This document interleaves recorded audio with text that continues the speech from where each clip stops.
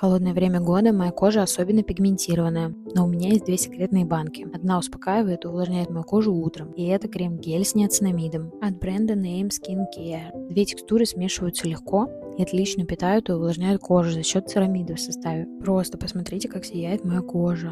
Так как у меня кожа жирная, я даю крему впитаться, пока одеваюсь, делаю укладку и только после перехожу к макияжу на день. Посмотрите, как красиво ложится тон. Крем отлично подойдет в качестве основы под макияж. Ну и вторую баночку я использую уже вечером. Это крем с ретинолом. Сначала я смываю весь макияж, а после протираю лицо тоником. И только на чистую кожу наношу крем.